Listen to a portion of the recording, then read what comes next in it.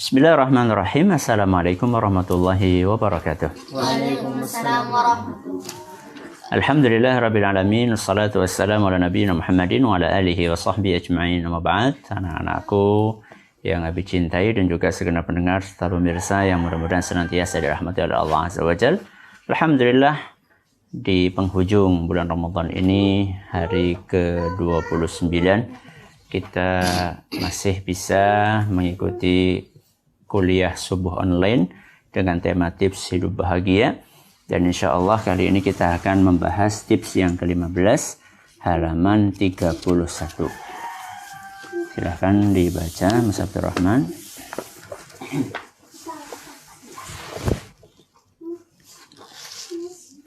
Membandingkan kenikmatan yang diterima dengan kesulitan yang diderita. Yang ke-15, membandingkan kenikmatan yang diterima dengan kesulitan yang diderita. Namanya orang hidup pasti ada saatnya nikmat, ada saatnya sulit. Ada apa, Mas Ukasyah? Ada saatnya apa? Susah.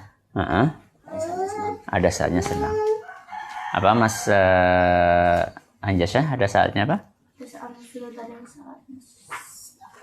Ada saatnya susah, ada saatnya kebalikannya susah apa? Susah. Kebalikannya susah apa? Gampang.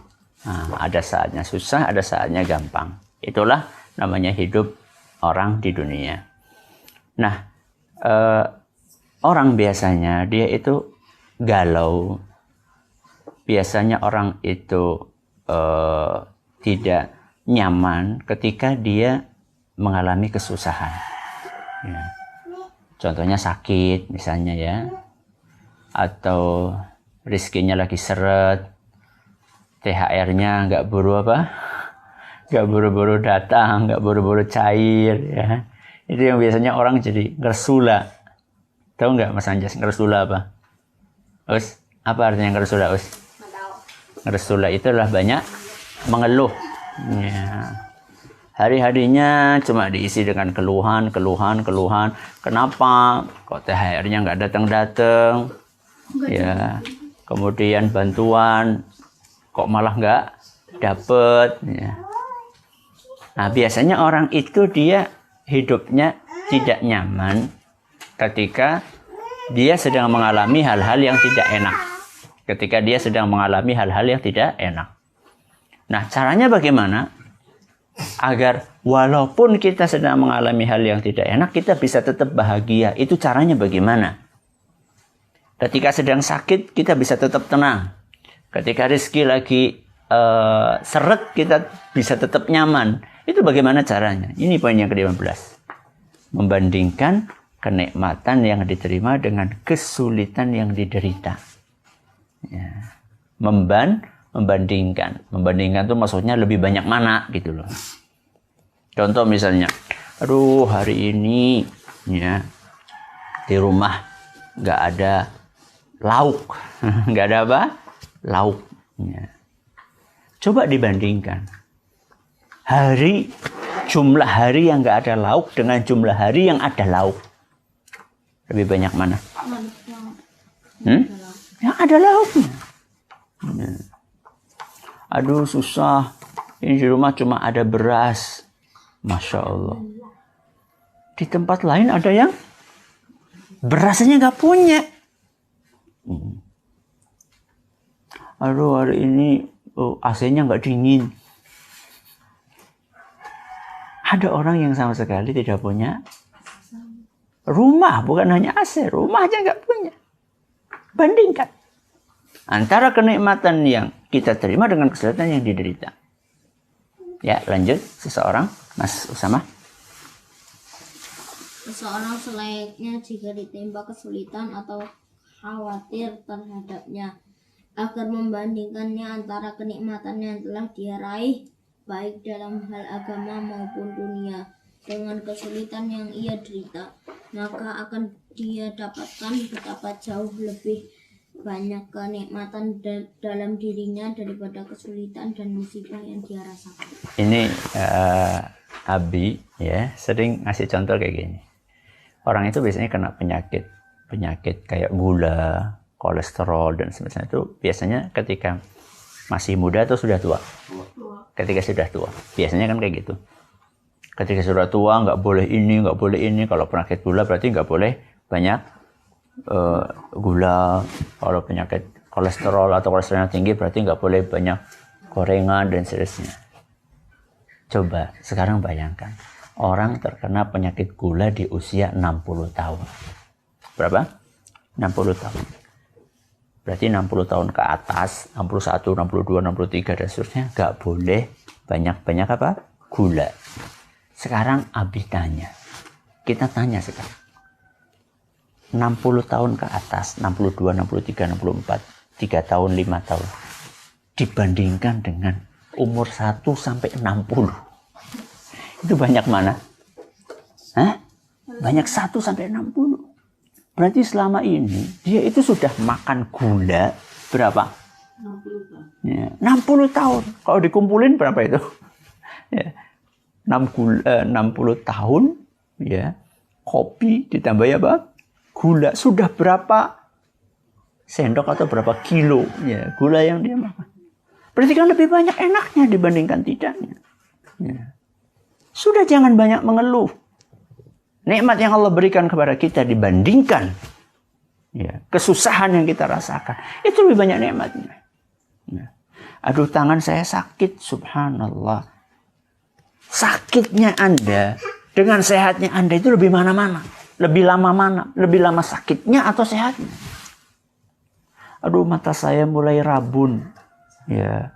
Loh sekarang ketika sehat matanya itu sudah berapa lama? Bandingkan. Ya. Sehingga kalau kita berusaha untuk membanding-bandingkan itu, maka hati kita akan lebih tenang. Ya, lanjut Mas Suka. Itu juga sebaiknya dia membandingkan antara rasa khawatir akan berbagai kemungkinan buruk yang akan menimpanya dengan kemungkinan keselamatan darinya. Maka hendaknya dia tidak mengabaikan kemungkinan yang lebih banyak dan kuat yang positif demi membela kemungkinan yang lemah negatif. Sehingga dengan demikian hilanglah rasa gundah dan resah. Nah ini contoh antara selamat atau celaka. Contoh kita mau berangkat nih, mau safar. Kita sudah persiapkan mobil, sudah kita serviskan. Mobil sudah kita serviskan. Kemudian kita sudah bawa duit, ya bensinnya sudah kita fullkan. Terus baju ganti sudah kita siapkan. Semuanya udah full lah, makanan, udah semuanya buah-buahan. Ada nggak kemungkinan nanti di jalan macet? Ada. Nah, jangan sampai kemungkinan macet ini membuat kita jadi melupakan sekian banyak hal-hal positif yang sudah kita miliki. Ya. Jadi jangan sampai, wah nanti kalau macet gimana? Nanti kalau tabrakan gimana? Nanti kalau ditilang polisi gimana? Ini kemungkinan-kemungkinan yang seperti ini ada tetap. Tapi jangan sampai kemungkinan-kemungkinan kecil itu membuat kita menjadi lupa dengan potensi kebaikan yang kita miliki. Jangan seperti itu. Ya. Jangan sampai kita seperti itu. Kenapa? Karena kalau kita seperti itu, kita jadi nggak bahagia hidupnya. Perjalanan yang seharusnya kita nikmati, ya, dengan keluarga kita rusak. Karena kita selalu memikirkan kemungkinan-kemungkinan negatif tersebut. Ya. Ini salah satu prakteknya. Lanjut, Mas Anjas.